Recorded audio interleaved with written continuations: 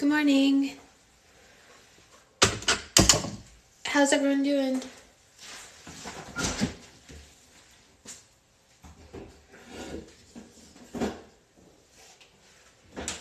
Oof, that's heavy. Okay. How's everyone? Hello, hello. Good morning, good morning.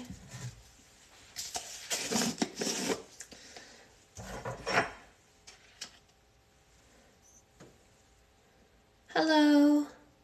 It is a whipped cream day. Although I'm going to be out. I also, God, I have so many things to do. I have so much to do. So little time. How's everyone doing? You read ahead again? Shelly, what is your problem? No reading ahead. You're ruining everything. What is everyone doing today? Is anyone doing anything interesting today? My mom will be here in like 2 hours. I'm going to pack orders. She's selling her car. It's a long story. Well, that's not how book clubs work. You can't read ahead without other people. You know, that's not how it works. You're seeing Shucked? That's cool. That I'd like to be doing. I'm pretty jealous of that. That I'm pretty jealous of. Pretty jealous of that. Yeah.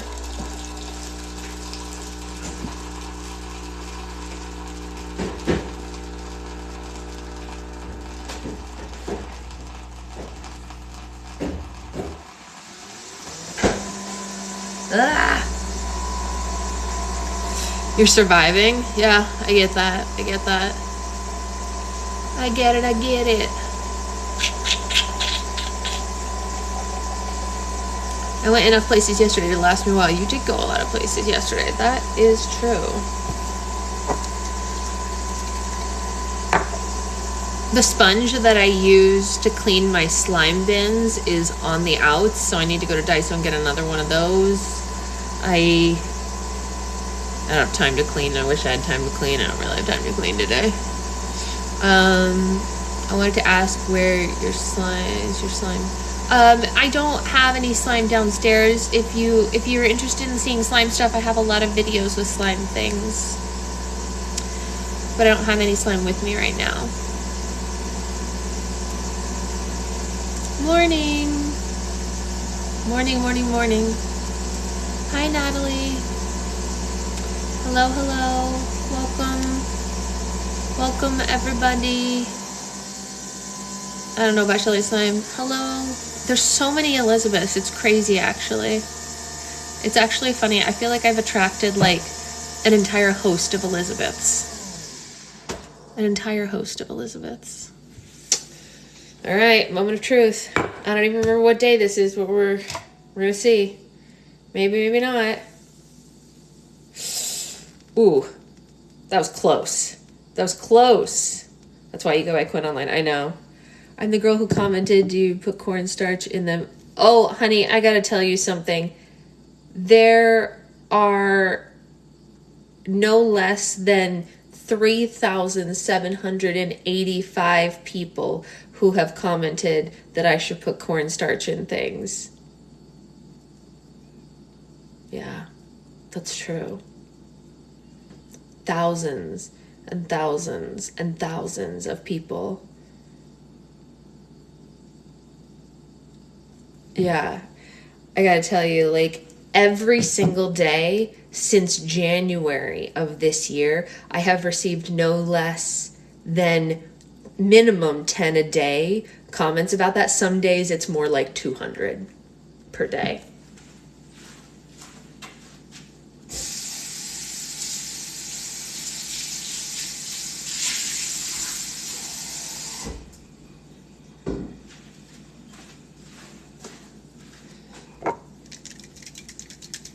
Have you read Junto? I don't know what that is. I don't know what Junto is. Sorry. Wah, wah. The end.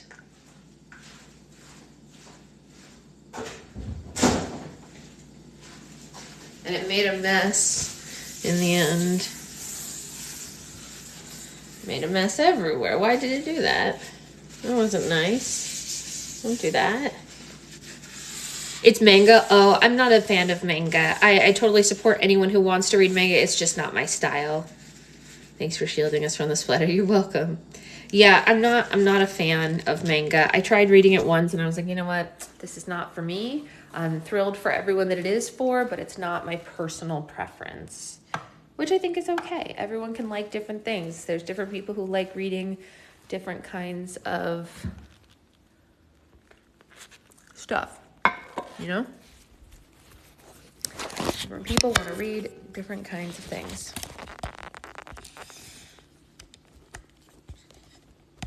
All right. Yay, free will. Ha. All right. Pew. All right. Did you just leave your coffee? No, my coffee's right here on my little side table. Boop. I have a side table next to this chair, little tiny one. And it's where I put my coffee and my water when we're reading. Oop, sorry about that. I'm trying to fix this tripod. This tripod and I are constantly in a battle. Okay. Would it be hard to hold up the book, coffee, and water at the same time? Yes, it would be hard to hold the coffee, book, and water at the same time. You're right. Beep, boop, beep. Yeah. What's going on with my hair, do we think? Like, what is that? Squiggle. Okay. What was I gonna say? I was gonna say, where is everyone? I don't know. Where is everyone? It's Saturday. Is your natural hair color black? I mean, my natural hair color is this. I don't know if I'd call it black, but it's a very, very dark brown. So like close. Yeah. Fairly similar. Yeah. It's real dark. My natural hair color is the same as my eyebrows. It's very, very dark. But I genetically come from places that have very, very dark hair. So it makes a lot of sense. A few regulars here, but quiet. Yeah. Hair said, I'm not getting paid enough to... It did. That's funny. Yep. Act your wage. Yeah, I like that. That was really funny. Hi, Addie. So that one got me. That was pretty good. You nailed it. So we are missing a few of our regulars. Well, it is Saturday. Maybe they're sleeping in, or maybe they're with their families. I'm so sorry. The only reason I'm asking is because I'm going to dye my hair and it's very dark too. Don't be sorry for asking. I have no problem answering questions about the color of my hair naturally, although I hate my natural color hair and I never want it to be that color again. It is under there, though I will tell you, it is a lot of work to get hair that dark to be light enough to dye colors. We're supposed to be at Bluey, but no go. 'Cause sick. I'm sorry, sweetheart. Oh, gosh. Are they going to let you reschedule the tickets?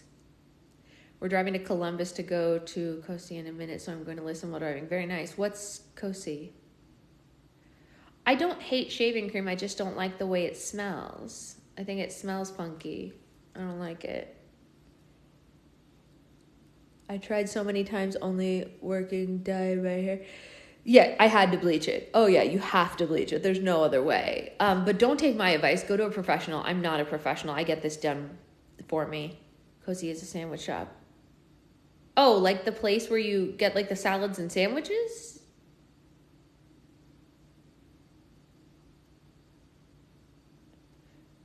That's what I was going to say. It didn't sound like something that Liz would be going to on a Saturday with her kids. Yeah, Cozy's a fun interactive science center. That makes more sense. Okay, I've been to the sandwich shop, Cozy. And it's the sandwich shop is Cosi, because it's Italian. It's like Cosi, which means like, how you doing? So. Yeah, different Cozy. Yeah, I was a little bit confused. I was like, wait a second. Why would she be driving all the way to Columbus to go to a sandwich shop on Saturday? I was really confused about that. I was like... I don't know about all that. It's pronounced the long I Kosai. All right. It is funny. Okay, we are going to get started on reading so that I can get to packing orders. Oh man, I forgot to put my watch on again. Dang it. That is what I did. Okay. Well, we are reading the Circus Train for anyone who's new. We are about to start what is sectioned as part 2. It's 7-Eleven. I know. It's okay. My mom's not going to be here till probably 9. So I've got plenty of time. And Catherine and Zoe aren't coming till 9 or 9:30 to have coffee with mom and breakfast with mom while I do orders and stuff. So they'll be fine. Don't worry about it. And in case anyone's new here, yes, my family does congregate at my house daily. So if you're wondering what that's like, follow me for more tips on how to survive. I'm just kidding. They're wonderful. Okay, so you should sing Disney songs. I do sing Disney songs. I really do. I sing Disney songs on the daily. Yeah. All right, so I wish my family was normal, but must be nice. I mean, I don't think I would call my family normal by any stretch of the imagination. You guys have seen my family. You really think those people are normal?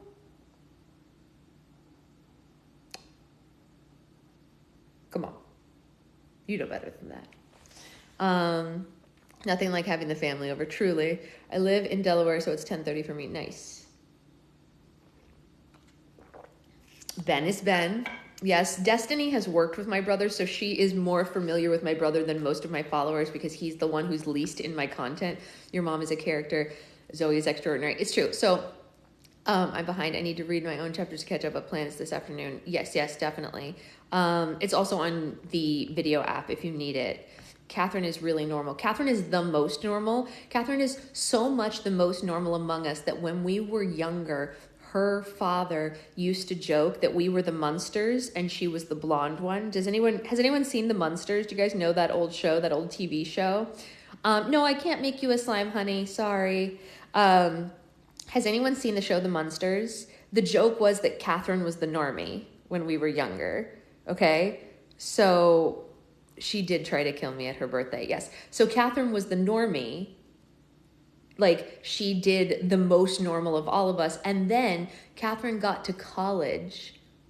And all of her friends were like, wow, you're really theatrical and like crazy and you do weird stuff. And she was like, I'm the weird one. And they were like, yeah, you're not really like anybody we've ever met. And she was like, oh my gosh, I'm the weird one. And she had never experienced that before because she was the normal one in our family. She was the most like regular among us, and yet she's still, my mother is so much, everyone always says, oh, your mom's a character. Literally, cookies sound delicious.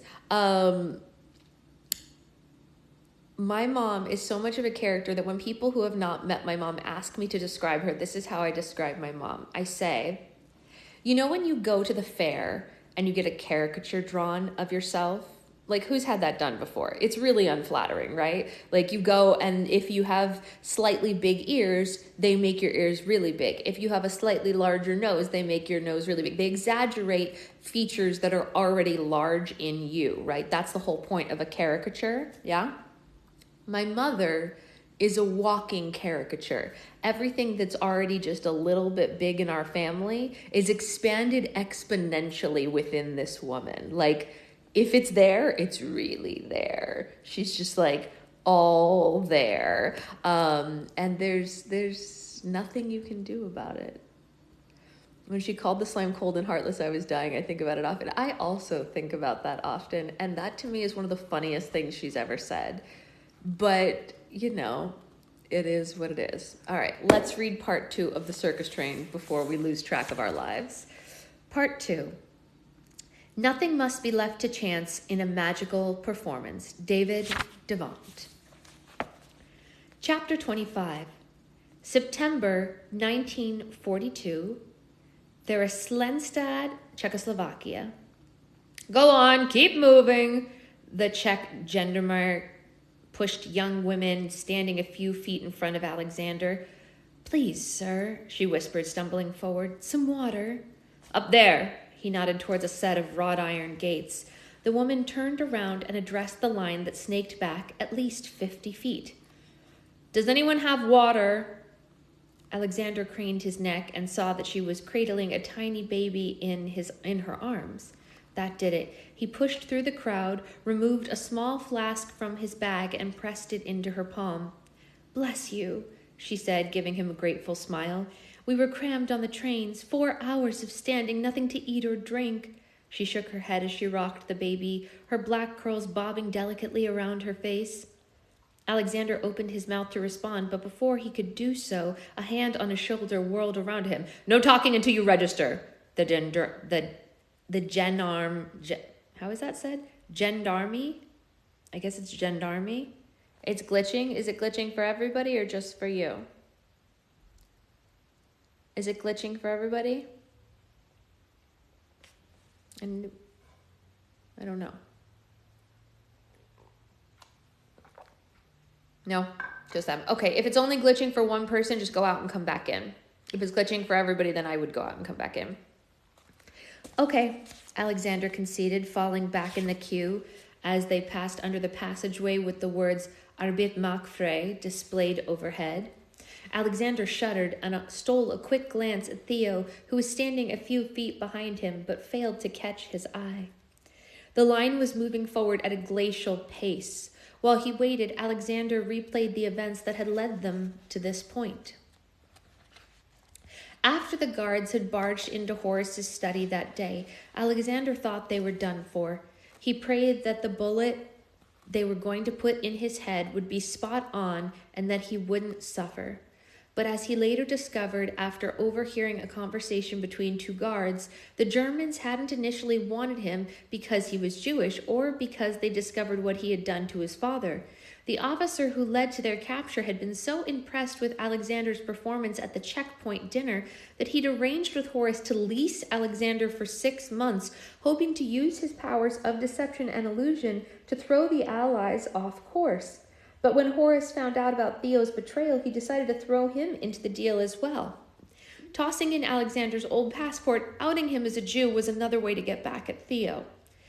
After their capture, they were held in a house on the outskirts of Rouen while the suitable punishment was discussed. Wait a second. I just realized they're alive. We thought that they were unalive, but they're alive. So that's good. Alexander and Theo are alive, y'all.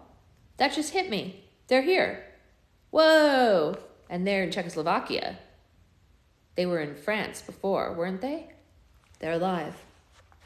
Harboring a Jewish fugitive was a crime, the officer had pointed out, and repercussions would be severe.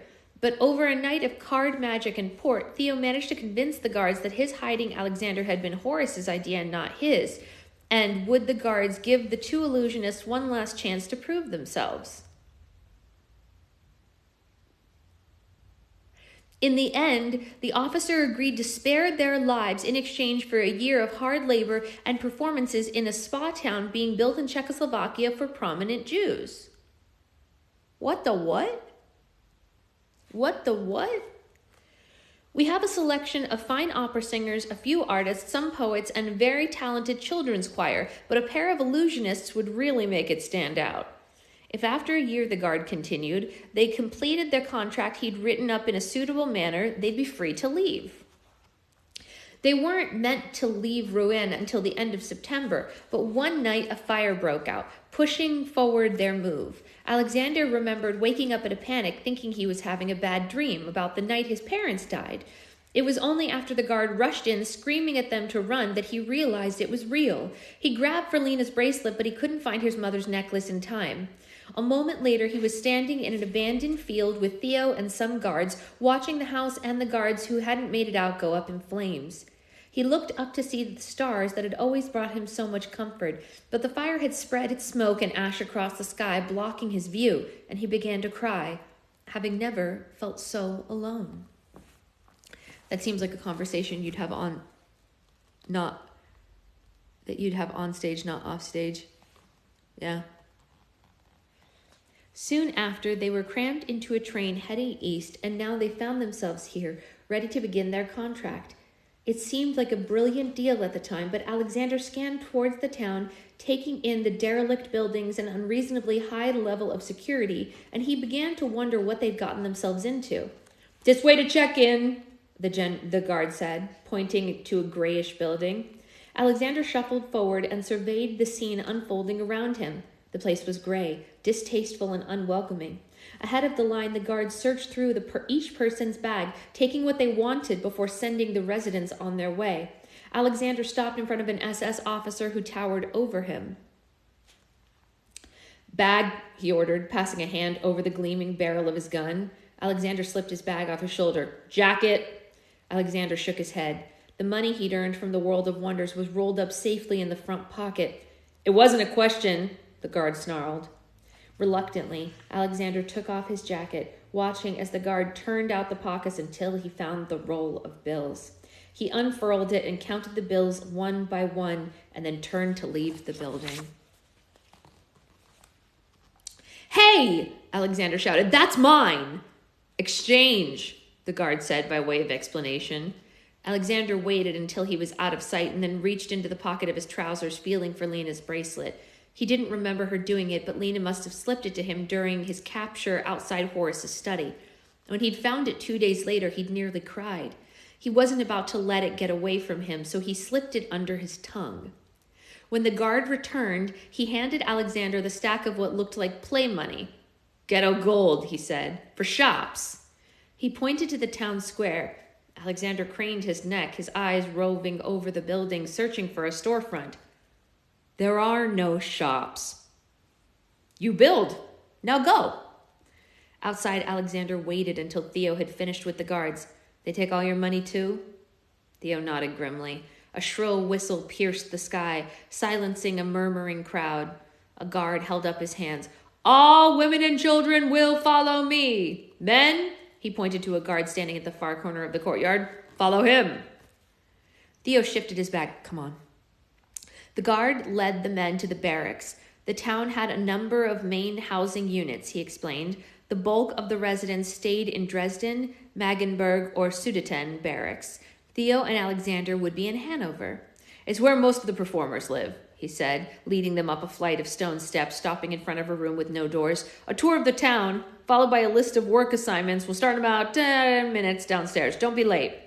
The two illusionists peered through the doorframe, surveying their new living quarters. The room was tiny, Alexander thought, as he stepped inside. In one corner, a crude table constructed out of scrap wood held 4 filthy mattresses rolled up on top. There were no windows, and the only source of light apart from the open door was a cracked oil lamp that sat woefully on the floor under the table.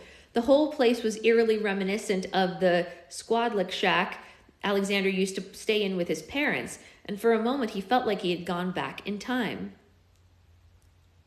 "It's not so bad," Theo said, trying to put on a brave face as he inspected the room. "A year will go by fast," he said, noticing the horrified look on Alexander's face. "The important thing is that we have each other." A few minutes later, Theo and Alexander joined the rest of the new residents for their tour. As an SS guard led them around town, Alexander struggled to keep pace.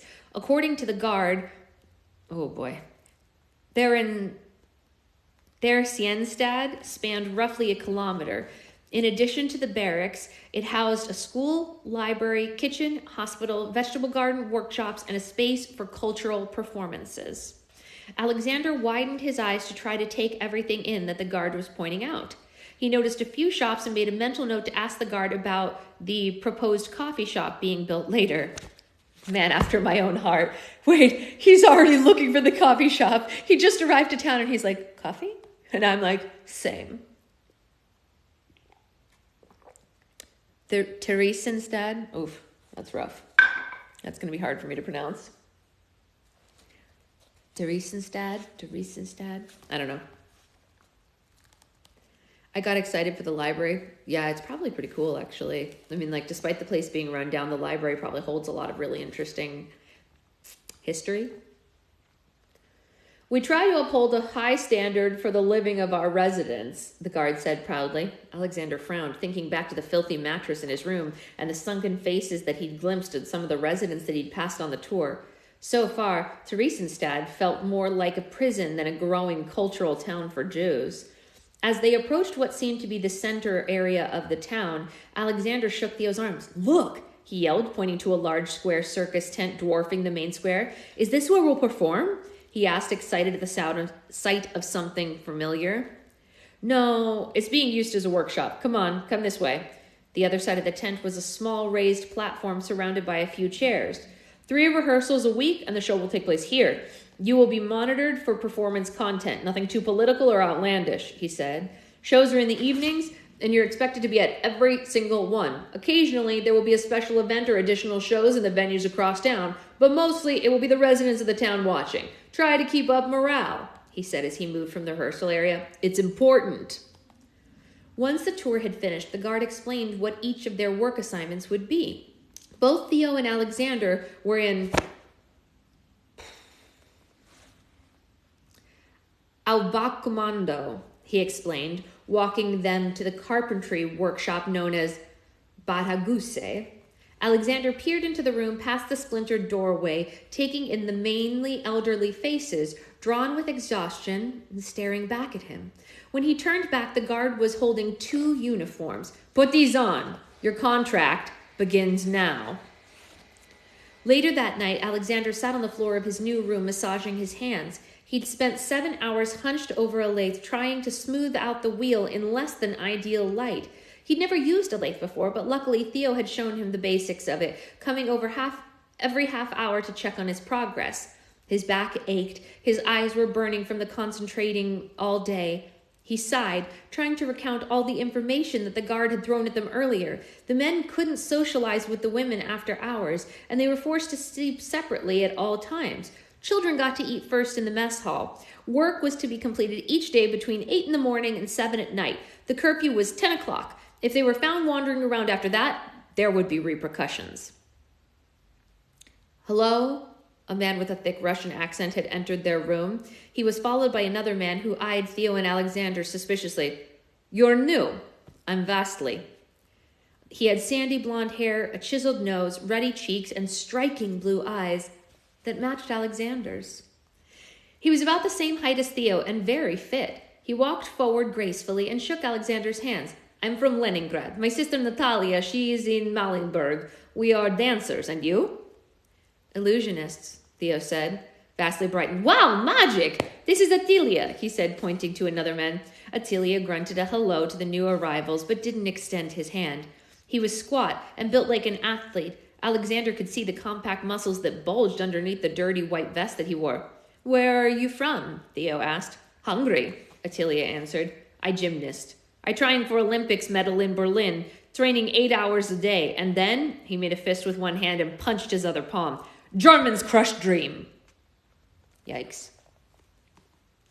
Atilia always angry, but excellent athlete, Vasily explained. He glanced at the bags Theo and Alexander had brought in earlier. You bring food? We did, but they took all of it, Theo replied. I managed to save a little something, Alexander said, pulling out a bar of Cadbury's chocolate from his bag. Oh my God! Vasily's face lit up. Cadbury! He snatched it out of Alexander's hand, holding it closer to the lamp. You share? Alexander shrugged. You can have it. Thank you! Vasily tore open the bright purple paper, running his hands over the shiny gold foil inside. He broke off a tiny square with trembling hands and put it to his mouth. He closed his eyes, savoring the taste. I guess you don't get much chocolate around here, Alexander said. He pointed to the mattress in the corner. Are those ours? Vasily nodded. Yes, but you only open when you lie down or bugs coming in. Alexander made a face. How long have you been here? Maybe 6 months. Attila here almost 1 year, Vasily said, offering a piece of chocolate to Attila.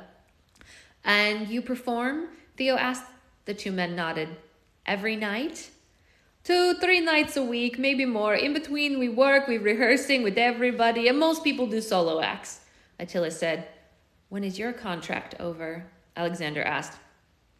Contract? Vasily frowned. What is contract? You have contract? Attila demanded. No, Theo replied smoothly. We simply wanted to know if there was an end in sight for the performers. We certainly wouldn't want to be out of work.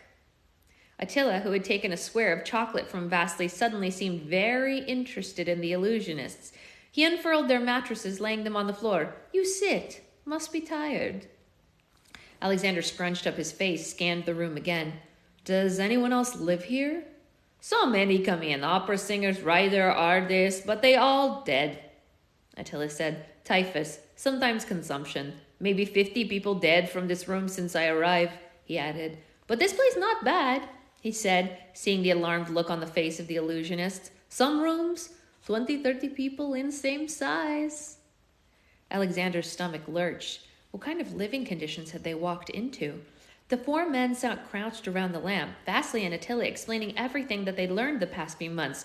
The rooms were tiny, but they never complained. As performers, they were given extra perks that the ordinary residents didn't get.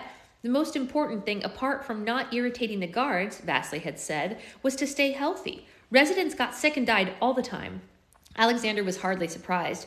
Grit collected on the stone floors and tiny bugs scuttled around the walls and hallways.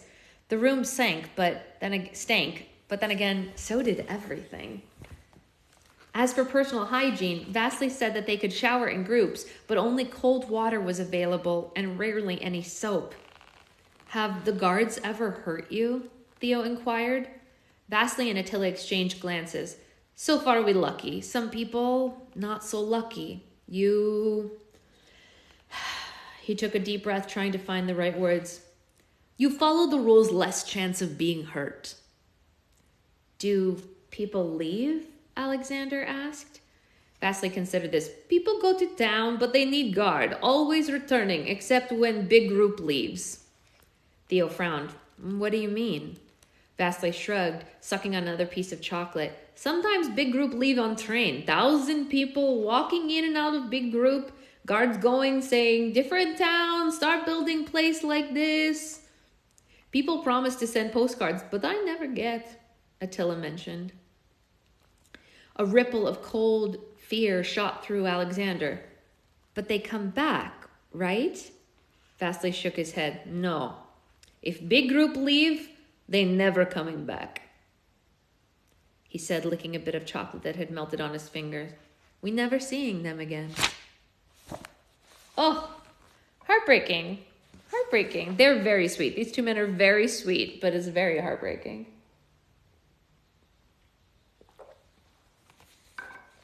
But I love an excuse to use my Russian accent, y'all. That's one of my favorite things to do.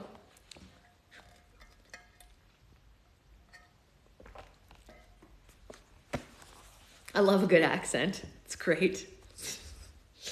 I'm here for the Russian Sasha. I mean, listen, she named me Sasha. She had to know I was going to come out with a Russian accent, right? All right. Chapter 26. October 1942. London, England. In the hazy glow of his study, Horace spun the globe that sat on his desk and watched it twirl. Russian accent on point. Thank you, Addie. Thank you. He'd had it commissioned by Hawkesbury & Co. globe makers after his first year in business. It was only one of its kind in the world. With a traditional map done up in various shades of gray as its base, the globe tracked the inaugural journey of the world of wonders across Europe. The painter had customized it with tiny details, a miniature acrobat in Minsk, an arc of tiny juggling balls shining over Italy, and hand-painted in gold and blue. Chadwick, he said, the time has come for a new chapter. Chadwick scrambled to the ottoman across from Horace. New chapter? Horace nodded, his gaze narrowing as he thought back to the last few weeks. His troupe had been in a standoff. A group of them had left, and the ones who stayed were refusing to work or rehearse. Horace had thought that it would be temporary, but 4 weeks in, things showed no signs of improving. With his reputation in tatters, he needed to make a big change. He took a sip of his whiskey and dragged a finger across the globe, stopping at Asia, China, Japan, Thailand, India. As he looked at the countries, he felt a familiar surge of energy bubbling inside him, the same kind that had taken hold of him over a decade ago when he was launching the World of Wonders. Yes, he thought, grabbing at a blue velvet notebook to write in. He would create a new tour, a magical journey through the Far East. He could even redo the carriages in golden red to match the exotic climate of their new destination. We are going east to the land of spices and tropical birds and beaches. How will we transport everyone? Forget them. I'll find new performers. Thai acrobats, Sri Lankan firewalkers. His voice swelled as he dipped his pen into the inkwell. Malaysian ballerinas and animals. We'll have exotic menagerie for the first time. Horace scribbled notes at a breathtaking pace as his ideas gained traction. It was all coming together. It would be bigger and better and reach an entirely new, untapped audience. Any circus could be successful in Europe. The real power nowadays laid outside the continent, and Horace was going to see to it that he be successful first. What about Lena? Chadwick asked. Horace frowned. In the weeks since the incident, he'd done his best to avoid her. Someone will take her. But no one's offered. Horace swirled the last of his whiskey in his glass, watching the tawny liquid sloshing around. We'll wait a few weeks and put out some requests. If no one here will have her, we'll leave her at an orphanage.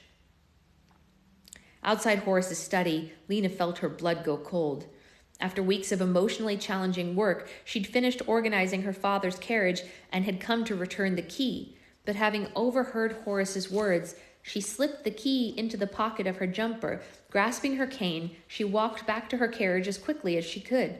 Once inside, she curled up on her bed, pulling the blanket around her, Horace's words burrowing deep into her brain. She didn't care what he thought, but was he right about everyone else? Was that how the company saw her, as nothing more than a burden? At 13, she was still too young to be without a legal guardian, but far too old to be adopted by a willing family. She had hoped that someone from the circus, Anna Maria, Dr. Wilson, would take care of her if that's what it came down to, but Horace was right. No one had explicitly offered, and Lena didn't want to be seen as a charity case. She glanced at her cane and then thought of something Clara had written in one of her letters. Your greatest achievements often grow out of the worst circumstances. And then she lit a candle and got to work. The train from Victoria to Dorset was long, and Lena had never taken a train alone, but the sheer crush of people with harried looks on their faces unnerved her. By the time she folded into the taxi towards her final destination, she wanted to go to bed. She thought back guiltily to a few hours earlier when she'd left the circus as dawn broke, with little more than a bag of clothing and a few necessities and keepsakes. The necklace from her father and Alexander's mother, money, and the planet Earth from her Ori. She hadn't said goodbye before she'd made her way to London's bustling central station, and she ached now. Think of Anna Maria and Yusi rushing to and fro looking for her, but she couldn't say goodbye. Farewells were too painful, too drawn out, she thought, gazing out the window at the passing English countryside. If there was one thing she was certain of, it was that the only way she was going to move on from what had happened was to leave. Nearly there, the driver announced. Lena perked up as they turned down the gravel road and approached a stately boarding school. The driver steered the taxi around the circular driveway, coming to stop in front of the main doors.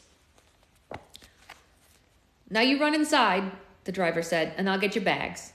Lena lifted her cane off of her lap and stepped onto the gravel driveway. The Briarwood School was exactly as she'd imagined. An old-fashioned manor house with ivy creeping up the walls, perfectly manicured fields that sprawled for days, and neatly trimmed rose bushes dotting down the front lawn. A tennis court on the way, two girls in green and gray uniforms practiced their serves. Suddenly, she didn't know what she was doing. Why had she thought this was a good idea? What if Clara didn't want her? All right, love.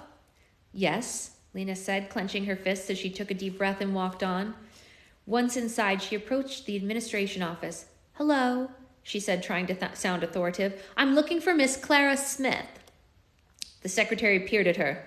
Have you got a mother or father with you? No, Lena replied. Only me. The secretary looked over at her. Whom should I say is calling? Lena hesitated. A good friend. One moment, the secretary walked away, turning around to look back at Lena before she disappeared up the staircase. Lena waited, drumming her fingers on the desk. After a few minutes, hearing footsteps approaching, suddenly there was Clara, wearing a brown and red tea dress, her hair pinned up, her face free of makeup save for a slash of bright red lipstick. Lena immediately felt a wave of relief rush over her. "Yes?" Clara said before registering who was standing in front of her. "Lena? Oh my goodness, what are you doing here?" "Hello," Lena replied in a small voice, and then she crumbled into Clara's outstretched arms, the weight of all that she'd lost finally hitting her. "Oh, poor baby."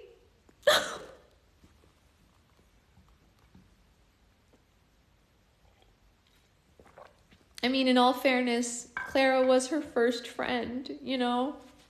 At least it's a familiar face. It can't replace her father, but it's something, you know? Clara's a good egg. Clara's a real good egg. That's okay, Shelly. It's Saturday. We're all right. We can read more. Thank you for the time check, though. It was definitely who she needed. Yeah. And this chapter is only 3 pages. We can definitely do this. This is short. Chapter 27, February 1943, Theresienstadt, Czechoslovakia. The girl was here again, the same one Alexander had seen at yesterday's rehearsal. Oh, thank you so much. I appreciate it. He recognized her instantly because of her hair. Thick, shiny waves that cascaded down her back, strands shimmering like gold whenever they caught the harsh winter light. That hair, he thought to himself the minute he saw it, did not belong to someone who had been in Theresienstadt more than a week, and it sparked something within him, a tiny bit of hope that had long gone dormant. In the 5 months since he and Theo had arrived, there had been very little to get excited about. Living in the garrison town was like being in a sweatshop. Their carpentry work was grueling, and the dip in temperatures a month in had only made the conditions worse. Alexander often shivered as he sat hunched over his workbench, rough calluses lining his once smooth hands, and the smell of sawdust permanently a part of him. Although he was grateful to have the chance to perform in shows, the lack of freedom to innovate had begun to temper his motivation. For this past month, he and Theo had resorted to doing cheaper parlor tricks, gathering lukewarm applause from the audience who had grown tired of seeing the same tricks night after night. But what could they do? They weren't allowed to send for any equipment or costumes, and there were only so many times that he could pull a scarf out of his hat before it came routine. Even though he played weekly football matches in the town's league, ate regular meals, if one could call the stale bread and moldy vegetables they were served meals, and sat in the town's cafe and shops, and the entire setup was far too controlling for his liking. Every week, hundreds of new residents arrived, but the guards weren't doing anything to increase living capacity. The hygiene practices were non-existent. At least 100 people Alexander had met since arriving had contracted tuberculosis and died. Yes, they were elderly, but still, there were days when it felt like he was living in a cemetery. A few weeks in, he'd sent a letter to Lena, but heard nothing back. But he kept writing, hoping that one would reach her. It was only after a resident mentioned that they monitored every letter they placed, ensuring only good things were written, that Alexander realized his correspondence had never likely made it past the fortress walls. The bitter winter set in soon after they arrived had done little to help matters. The cold, gray dulling what spark he had left, and he wasn't alone. Everyone underwent transformation as they made the long trek from the train station in Bohoslavik to the town, as they marched forward to their eventual demise. It wasn't uncommon for Alexander to see someone for a few weeks after they'd met, now sporting a listless, hollow expression, like they'd resigned themselves to their cruel fate. So it was easy to spot the new girl, her whole demeanor shining like a beacon in the sea of darkness. "Let's go again," Theo said, tapping Alexander on the shoulder. Alexander turned his attention back to the trick he and Theo were practicing, but found that he couldn't concentrate. When Theo finally excused him, Alexander jumped off the rotting wood stage and pushed through the crowd of people walking back from their daily tasks, trying to catch a glimpse of that golden hair.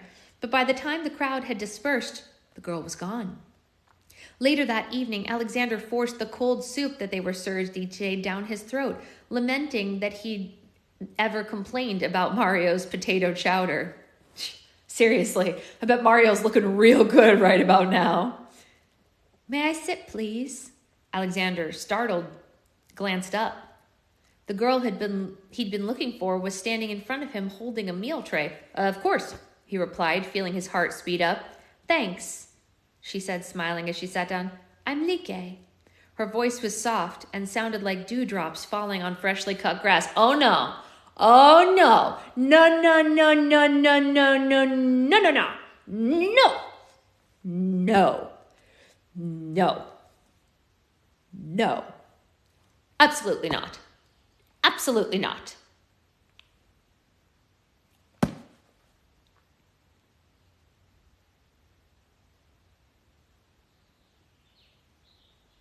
Alexander, he replied, unable to take his eyes off her. Up close, she was even more beautiful. She had clear, fresh skin, not yet marred by the drudgery of the town. Her eyes were pools of green with hazel swirls that danced brightly when she spoke, and that hair, thick caramel-flecked hair that bounced every time she moved her head. Alexander tried to cover his hands with the edges of his ragged shirt sleeves. He hadn't had a haircut, a nail trim, or a proper shower since they'd left the circus, and suddenly he was embarrassed by how he must look to her. Did you, just arrive? She nodded. Yesterday. I'm in Schneider Group for sewing. I saw you rehearsing. Is it for the show? Alexander nodded, pleased that she recognized him. That was me and Theo, the other illusionist. You were amazing, she said. I can't wait to see it. As they ate, Like told him that her parents had been killed by the SS after a raid on Vienna. Her younger brother got lost amid the scramble to flee, but Like was caught. She had no idea where her brother was now, or even if he was alive. She spent a few months in another town before receiving word about an opening in Theresienstadt for a violinist. At first I was relieved, she said, her eyes brightening briefly, but when I got here, she paused, glancing around uneasily. I don't know why, but something feels off. Alexander's stomach churned as he grappled with whether or not to be honest with her. After that scene with Lena, he'd promised himself he was done lying, finished with constructing half-truths. He contemplated telling Like about all the horrors he'd witnessed, the merciless deaths, the controlling manner in which the residents were forced to live their lives, and the thousands of townfolk who'd mysteriously disappeared every few weeks, never to be heard from again. But what good would it do? It wasn't like she could leave now that she was here. Being realistic would only frighten her, Alexander reasoned. It seemed cruel to dampen her bright spirit. In time, Alexander thought grimly, the town would blow out the light that appeared to beam from within. Instead, he told her about his journey from coastal towns in Europe to the world of wonders, enjoying the way her eyes lit up each time he spoke of the magic of the circus. By the time they finished eating, Like looked considerably more relaxed, and Alexander had momentarily forgot where he was. The way that Like looked at him, not bothering to hide her admiration, made him feel alive and restored a bit of the hope that he thought had been lost forever. Shall we eat together again tomorrow? Like asked, her green eyes hopeful as they returned to the room. Alexander's smile faltered as he observed her body language. What was he doing? He loved Lena, and after what had transpired at the circus, he would never do anything to jeopardize her trust again. He pursed his lips as he clutched his tray. The thing is, I have a sweetheart back home. Like stared at him wistfully. It must be nice to know that someone's waiting for your return. It is, he said, feeling a pang of guilt. He wanted to reach out and hug Like. She was trying to put on a brave face, but he could tell she was missing her parents and her brother. Well, it was lovely to meet you, Alexander, Like said, her voice graceful even in defeat as she began to walk away. Wait, Alexander called out, and Like turned back. You need someone to show you around and explain how things are done, he continued. Meet me in the main courtyard tomorrow at 8. I'll be here, Like said, beaming. Aw, that's sweet. That's sweet. Hey, Shira, good morning. Did you get some good sleep? Did you sleep well? Stretch, stretch, stretch. It was cute. Let's see how long this next chapter is. Oh, the next chapter is pretty short. We might have time to do one more. It's pretty short. Morning, never. Understood. Chapter 28, April 1943, Dorset, England. You win again, Olivia Anderson said. She pushed the checkerboard away with the tip of her stocking foot, and then she walked to the record player to put on her Bing Crosby record again. Can we just take that in for a moment? They're listening to Bing. We have the same musical interests. That's what happens when you listen to Christmas songs in April. Oh, wait, sorry, that's Lena. She shouldn't have that voice. That's what happens when you listen to Christmas songs in April, Lena joked, removing the red and black pieces from the board. And then two girls had been holed up in the Briarwood Library all afternoon, enjoying the quiet that came with the Easter holidays. Most of the girls had gone home, but Olivia's mother didn't have enough money for her to come back for only 2 weeks. Or so she claims, Olivia had said, rolling her eyes. Clara had invited Lena back to her parents' house in Fulham, but Lena had opted to stay in the dormitories. She liked the idea of being there when no one else was around and wanted to keep Olivia company. I feel protective. Cole and I already took our car to the dealership today and we're back home with it. Oh, productive. Nice, nice. That is good. It's a perfectly decent song. I do hope Matron lets us go to the cinema. Road to Morocco is meant to be hilarious. Lena smiled at Olivia. The past few months had gone by in a whirlwind.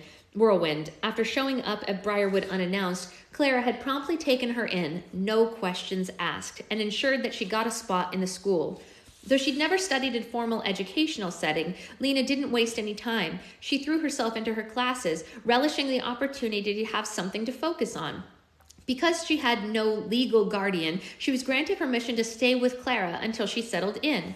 After her own classes ended, she'd wait in the canteen for Clara to finish teaching. Together, they'd walk back to the tiny cottage that Clara shared with 2 other teachers, discussing the events of the day. In the evenings, Lena would lie on her stomach on her cot, propped up on her elbows, and listen to Clara gushing about Fitz as a small fire glowed in the hearth. With Clara's help, Lena had also continued making progress with her physiotherapy treatments.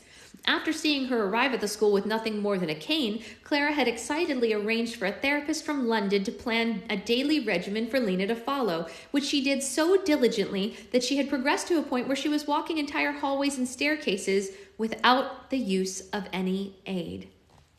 Good morning, Mackenzie. In January, Lena had felt ready to move into a dormitory with the other girls. She took up residence in bed 4A on the upper years floor, and that was how she came to know Olivia. Olivia was in the same year as Lena and slept in the bed next to hers. They quickly struck up a bond over their shared hatred of the icy waters that filled their wash basins each morning and the scratchy sheets that itched to no end. Their nascent friendship was cemented when Lena learned that Olivia had lost her father in a mining accident the year prior. Mom didn't know what to do with me, she told Lena as they laid whispering on their beds one evening. Luckily, Pa had the brains to put money away for tuition in a trust. If Mom had got her hands on it, she'd have taken it around the pub, Olivia explained. That was how Olivia ended up at boarding school. Mom wanted me out of the house. It's better this way.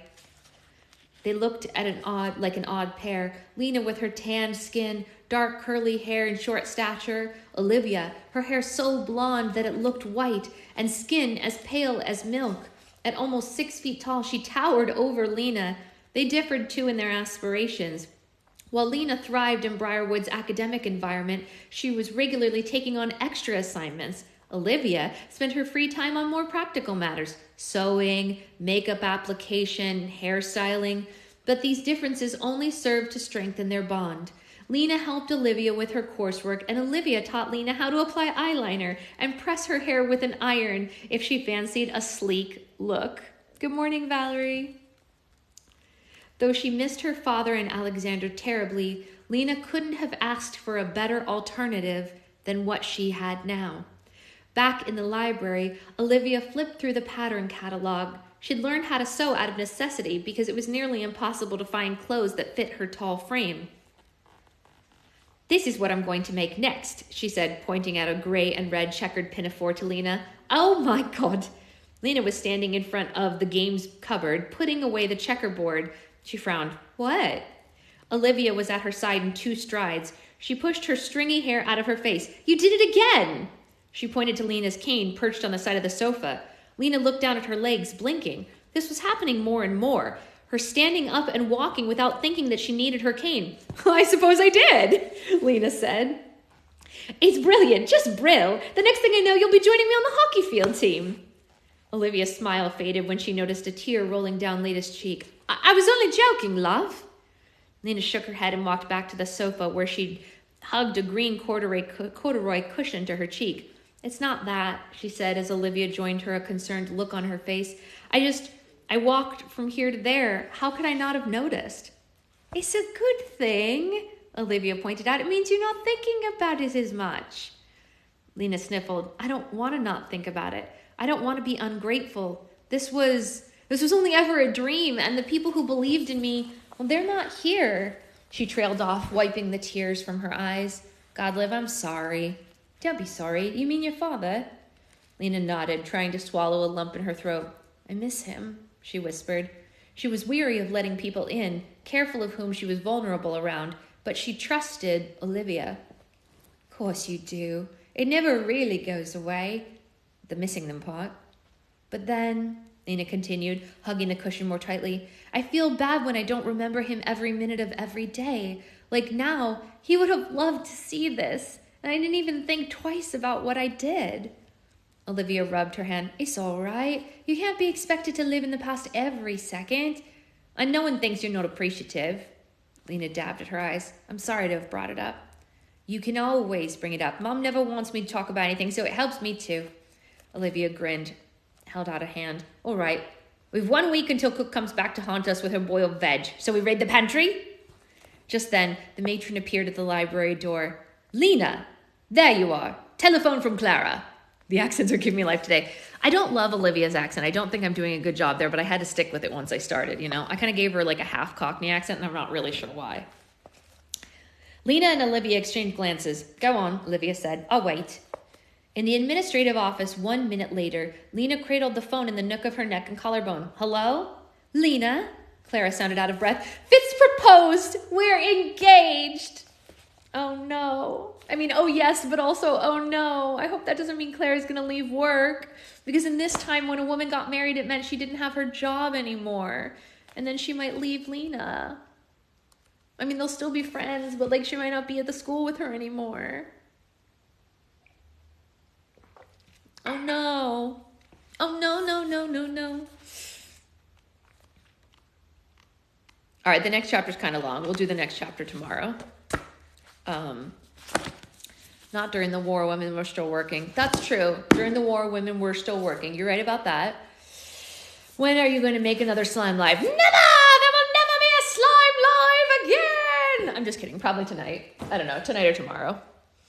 Tonight or tomorrow there will be slime. Depends on how many orders I get packed today. I do have custom orders that I have to package and stuff, so I can do those. Yeah.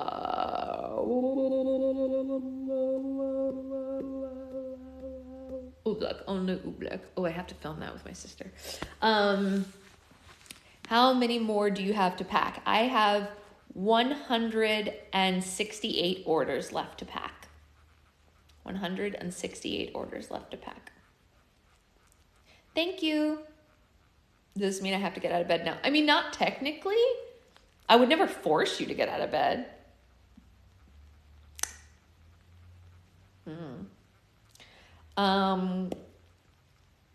Remember me, I'm the girl who asked you why there was a hand behind you. That was pretty funny. How many orders were there in total? I don't know, like 250 or something like that, I think. I can't remember off the top of my head. What is your zodiac sign? I am a hardcore Capricorn. Yeah, I have a lot of orders to pack, and then I really need to make the stuff for my sister's baby shower, but I need the table to be cleared to do so. However, if I don't get shipping today, I'll be emailing you every hour, right? I think I'm gonna nap. Nap sounds nice. You're a Leo? Nice. Very cool. All right, friends. We had some less emotional chapters today, which is good. We didn't get wrecked today like we did yesterday. Yesterday was a wrecking ball. I have to get wrecked. Oh, are you going to a matinee, Shelley? Are you going to a matinee? Check your mailbox first. Yeah, right, seriously. Hey, all right. So I will see you all later. Probably later tonight. I don't know. We might do slime tonight. I don't know. It depends on how many orders I get packed. See you all later. Bye, guys.